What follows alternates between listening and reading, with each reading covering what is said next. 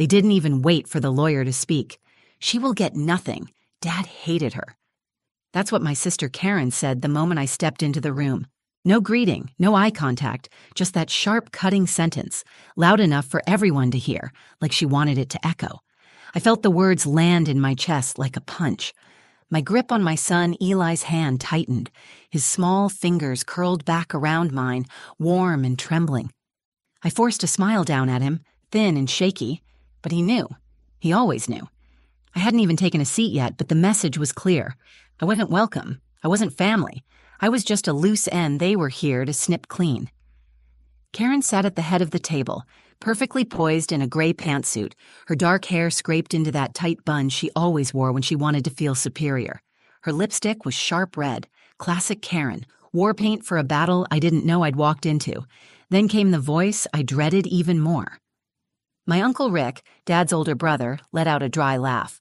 He leaned back in his chair, fingers laced behind his head, that smug smirk of his spreading like oil across his face. Even her kid knows she's worthless, Rick muttered, nodding toward Eli like he wasn't even human. Eli lowered his eyes to the floor. My heart cracked a little deeper. Around the room, a few heads nodded. My cousins, old neighbors, family friends I hadn't seen in years, people who'd long since picked sides, and I wasn't on theirs. I swallowed hard. My throat felt like sandpaper. The air was stale with the smell of dust, leather chairs, and whatever overly sweet perfume Karen had bathed in. I could feel my pulse in my ears, loud, hot, humiliating. I led Eli to the farthest chair at the end of the long mahogany table, away from the pack. The chair creaked when I sat. Eli climbed up beside me, his legs swinging above the floor, his hands folded in his lap like he was trying to disappear. Karen turned her head slowly toward me, and when our eyes met, she smiled. But there was no warmth in it, just pity soaked in poison. "You know this is pointless, right?" my sister Karen said, voice smooth and cold. "Dad rewrote the will, cut you out completely, said you were dead to him." I didn't respond. I couldn't. My tongue sat heavy in my mouth, useless. I just nodded slightly, like I understood. But inside, why did I even come? I thought maybe there'd be something. A note, a line, a sign he remembered me. Something to make it all make sense. Instead, I was back in the one place I promised myself I'd never return to, surrounded by people who made it clear they had already buried me, long before they buried him. And just as I was about to stand, to leave before they started carving up the estate like vultures, the door creaked open. Mr. Connors, my father's lawyer, entered the room, clutching a thick folder beneath his arm. He looked exactly the same, neatly pressed, tired eyes, and a face that gave nothing away. The room fell silent. Everyone sat up a little straighter. This was it. I braced myself for humiliation. I came expecting nothing, and I'd leave with exactly that. Or so I thought. Because what no one in that room knew, not Karen, not Rick, not even me, was that my son Eli had brought something with him, and with one sentence, he would unravel everything they thought they knew. "You forgot the video he recorded." It had been 8 years since I stepped foot in a room like this with my family. 8 years since I packed up a life they said I didn't deserve, took Eli, just 2 at the time, and left without looking back. Not because I wanted to, but because I had to. Because every conversation with my father, Charles, ended in silence or shouting. Because every family gathering felt like walking barefoot across glass while smiling for the camera. But now, I was back in a room that still smelled like cigar smoke and old anger. The irony? I didn't even know I was invited to the will reading. The envelope showed up 3 days after the funeral. No note, just the date, time, and address in Connor's formal script. For a moment, I wondered if it was a mistake. Maybe they meant to send it to Karen, or maybe it was just a cruel final joke. But Eli wanted to go. He looked at me with those wide, soft eyes, his voice quiet but certain. "We should go, Mom," he said. "Maybe there's something you need to hear." I don't know how a 10-year-old can carry that kind of wisdom, but he does. Sometimes I think he sees the world in ways most adults never learn to. So we came. I wore the plain black dress I hadn't touched since my mother's funeral, and he wore a little button-up that he picked himself. I braided his hair that morning with trembling hands, and he told me I looked beautiful. He didn't know I had barely slept, that I was terrified to face the people who'd treated me like a ghost for nearly a decade. I knew what they thought of me. Karen, the perfect daughter. She stayed. She helped. She took care of Dad. She made sure everyone saw her doing it, too. She told the story so many times it became gospel. Julia abandoned the family. Julia couldn't handle real life. Julia ran away. They never asked why I left. They didn't know, or didn't care, that Dad stopped speaking to me after I refused to stay in a marriage that was tearing me apart. That when I showed up on his porch with Eli in a suitcase, he shut the door without saying a word. That the one person who was supposed to protect me from the world had become another wall I had to break through. Uncle Rick didn't help. He was Dad's echo, always repeating the same bitter phrases. Family doesn't quit. Blood is loyalty. Don't come back crying. And Karen, she soaked it all up and turned it into a script she could weaponize. So I stopped trying. I built a quiet life for Eli and me. We didn't have much, but we had peace, and love, and laughter. Still, part of me held on to the smallest, most fragile hope that maybe, in the end, Dad had seen something, regretted something, left something behind. Maybe that's why I opened the envelope, why I showed up. But now, sitting in that room surrounded by hard eyes and smug smiles, I felt foolish for hoping. Eli hadn't said a word since we sat down. He sat straight, hands in his lap, eyes scanning the room like he was studying each face. His calm unnerved me a little, like he was waiting for something. And then Mr. Connors cleared his throat and opened the folder. I leaned back in my chair and whispered to myself, "Just get through this. Don't let them see you break." But Eli? He was sitting on something bigger than grief. And before this was over, he'd prove he was the only one in the room truly listening to my father. Mr. Connors cleared his throat again, the way lawyers do when they want the room's attention without actually asking for it. He adjusted his glasses, flipped open the folder, and began reading the will like it was just another Tuesday. I barely heard the first few lines. Generic legal stuff, estate definitions, executor declarations. My mind was spinning, not with what he was saying, but with what I knew was coming. He wouldn't say my name. I was sure of it.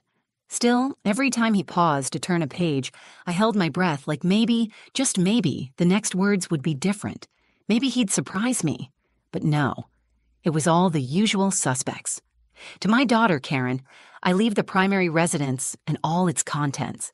Karen's face didn't move, but I could feel her satisfaction like perfume wafting across the table. She glanced sideways at her husband, Neil, who gave her a smug little nod like they were already planning renovations. To my brother, Rick, the lake property and all remaining shares in the family business. Rick leaned back further in his chair, arms folded, chin high like a king, surveying his newly acquired kingdom. I watched him slide the cigar back between his teeth and bite down gently, like he'd already won something. To Paul, my nephew, the vintage car collection. Paul? The cousin who once locked me out of my own room at age 9 just to watch me cry? That Paul? I bit the inside of my cheek to keep my face from cracking. I could feel the tears gathering behind my eyes, hot and sharp, but I didn't let them fall. Still no mention of me, not even a footnote. Then came the line I'd been dreading. And as previously declared, my daughter Julia will not receive a portion of this estate. There it was. Simple. Final. Like a closing door. I felt like I'd been punched in the chest. Eli's fingers slipped into mine under the table. I hadn't even realized my hands were clenched in my lap. His touch brought me back, anchored me before I drifted too far. I could feel my heartbeat behind my eyes. My skin burned. And then came the whispers, low but intentional. Karen let out the softest scoff. "Told you," she muttered to Neil. Uncle Rick shook his head like it was all so predictable. "Takes a certain kind of person to walk away from her own father," he said louder than he needed to. The others, the cousins, the so-called family friends, didn't say much, but their silence was just as loud. I stared down at the wood grain on the table. The lines twisted and spiraled, almost hypnotic. It was easier to look at that than their faces. I could hear my own voice inside my head, flat and hollow. Why did I come? Why did I think he'd remember me? But then, Eli moved. He let go of my hand and sat up straighter. I felt the shift before I saw it. His voice cut through the tension like a tiny blade, soft but unshakable. "You forgot the video he recorded." The room froze. Karen blinked. Rick turned. Mr. Connors paused, pen still hovering over the page. I turned to Eli, confusion flooding my brain. "What video?" I asked, barely above a whisper. But Eli wasn't looking at me. He was looking straight ahead, steady, certain. He reached into his backpack and pulled out a small white envelope slightly crumpled but sealed tight. My name was on the front, but underneath it was Dad's handwriting. For the lawyer, only if it gets ugly. I didn't understand it yet, but Eli did. And suddenly, for the first time all day, I felt the balance in the room shift. I stared at the envelope in my son Eli's hands like it was radioactive. He held it so calmly, like it wasn't the most dangerous object in the room. But my eyes were locked on the handwriting across the front. Sharp, all caps, unmistakable. My father's, for the lawyer, only if it gets ugly. Well, it had gotten ugly. I could barely find my voice. "Eli, where did you get that?" He looked up at me, his expression soft but steady. "Grandpa gave it to me a while ago. He told me to keep it safe." My heart stuttered. He gave it to you?" He nodded. "The day we visited him, just me and him, you were at work." I blinked hard, trying to pull memory into focus. I remembered that day. Eli had asked if he could go with my neighbor to drop off something at Dad's. It was the first time I'd let him go without me.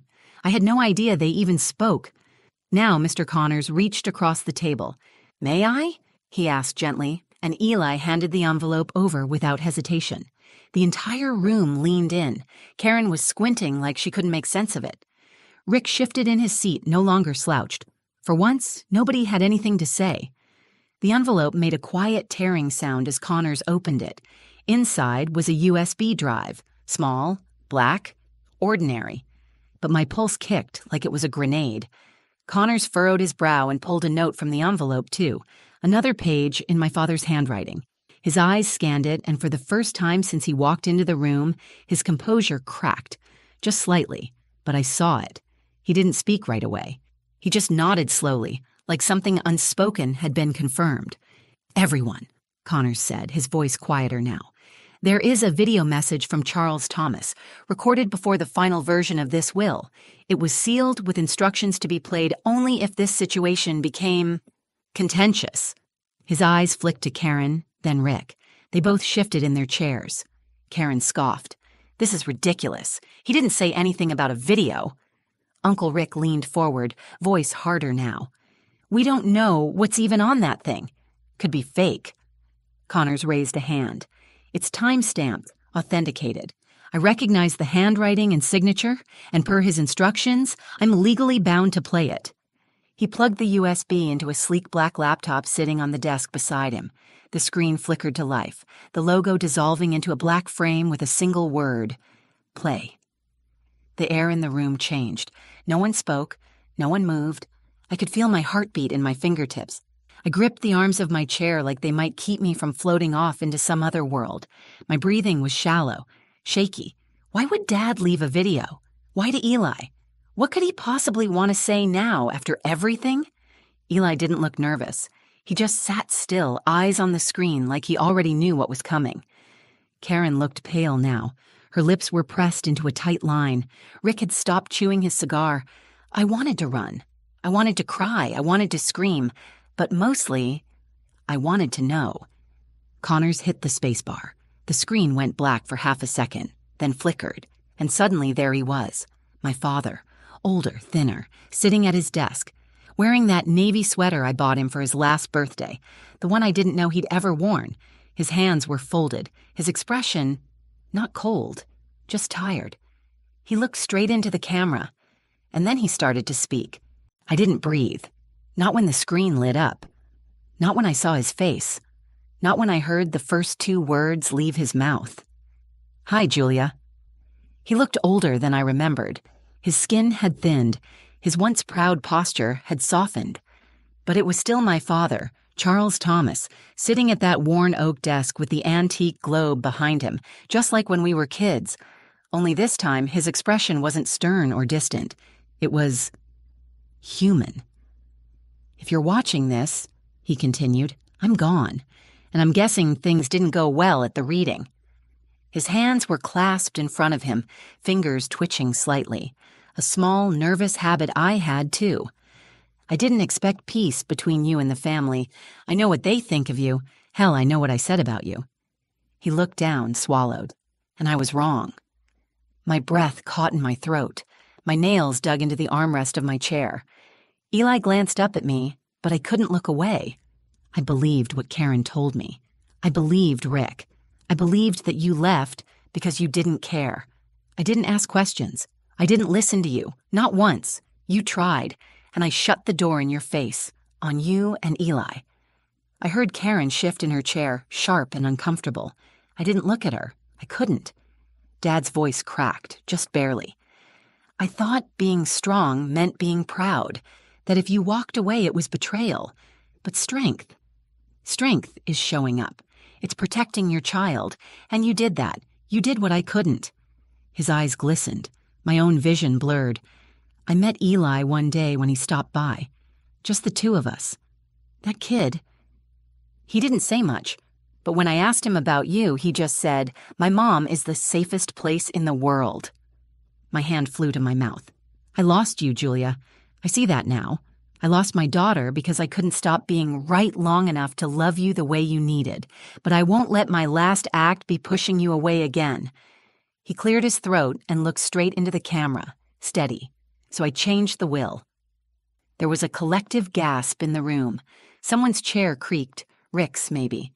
Karen muttered something under her breath, but I couldn't hear it. I could barely hear anything but the sound of my father's voice. "I've left the house to you and Eli. The savings, the retirement fund, it's yours, and a college trust for Eli. I know it doesn't fix what I broke, but I want you to have the peace I couldn't give you when I was alive." He paused, then leaned slightly closer to the camera. "And if they're angry, let them be angry. You earned this. You lived through all of it and never stopped being a mother. That's more than I ever managed." A lump formed in my throat so big I could barely breathe. "I'm proud of you. And I love you, Julia. Always did. I just didn't know how to show it." And then, just before the video faded to black, he added quietly, "Take care of my grandson. Tell him, thank you." The screen went dark. No music, no transition, just silence. Pure, still, holy silence. Around me, chairs squeaked, someone sniffed, but I didn't move. I sat there, hand over my mouth, tears slipping down my cheeks, feeling like something I didn't even know I was carrying had finally been lifted after all the years of noise, of blame, of exile, of silence. He heard me. He finally heard me. And in the quiet that followed, no one could take that away. No one spoke when the screen went black. Not Karen, not Rick, not the cousins or the family friends who once smiled politely while ignoring the weight I carried. Even Mr. Connors sat still, his hand frozen above the mouse, as if stopping the video had also stopped time. And maybe, in a way, it had. I don't know how long I sat there. My hand was still over my mouth. My cheeks were wet, but I hadn't noticed the tears falling until I felt Eli's hand slip into mine again. He wasn't crying. He just looked up at me with this small, knowing smile, like he'd been waiting the whole time for the truth to finally find a voice. I leaned down and kissed the top of his head. My heart ached with something too big for words. Love, relief, grief, all knotted together. Across the room, Karen stood abruptly. Her chair screeched against the floor. She picked up her bag with shaking hands and walked out without a word. Her husband trailed behind, red in the face, mumbling something under his breath. Rick stayed seated longer, jaw clenched, eyes fixed on nothing. When he finally stood, he looked at Connors like he wanted to argue. But even he knew there was nothing to fight. My father had spoken. His truth was now unignorable. The others followed, one by one. Some couldn't meet my eyes. A few offered quiet nods. Pity or maybe respect. I couldn't tell. Soon, it was just the three of us left. Connors gently closed the folder and cleared his throat. "There will be some paperwork," he said, voice softer than before. "But everything's in order." I nodded. I didn't know what to say. What could I say? He gave a small smile, genuine, and left us alone in the room. The silence that followed wasn't the same kind I had grown used to. This silence was peaceful, whole, like something had finally settled into place. I looked at Eli, still holding my hand, still looking at me like I was the strongest person in the world, and maybe, in his eyes, I was. But he was the one who saved me, who carried that envelope like it was just a piece of paper, not the truth that would rewrite everything. We stayed a little longer. I don't know why. Maybe I just needed time to breathe. Maybe I wanted to sit in the one room where, for the first time in years, I felt like I belonged. I kept hearing Dad's voice in my head. "I'm proud of you." 3 words I thought I'd never hear, words I needed more than I ever admitted. I thought about everything I'd carried, years of silence, of being blamed, of being erased, and now I wasn't erased. I was seen, heard, remembered. I looked at Eli again. "Thank you," I whispered. He tilted his head. "For what?" "For being braver than me," I said, "for holding on to something that mattered." He smiled. "I just wanted you to hear him." And I had. Not just in the video, but in the shift that came after, in the peace that filled the room once everyone else had left. That's the thing about truth. It doesn't always come when you want it, but when it does, it changes everything. So, no, I didn't walk out of that room broken. I walked out holding my son's hand with my father's words still echoing in my chest. I walked out whole. And that silence finally meant something. If this story meant something to you, if you've ever been pushed aside, misjudged, or made to feel like your voice didn't matter, just know this: you are not invisible. And sometimes the truth takes time, but it will come to light. If you felt something while listening, please give this video a like and share it with someone who might need to hear it too. Stories like this only reach the people who need them most when you help them travel. And if you want more real, raw, and emotional stories just like this, don't forget to subscribe to the channel. There's so much more to tell. Until next time, stay strong, stay kind, and remember, your voice matters.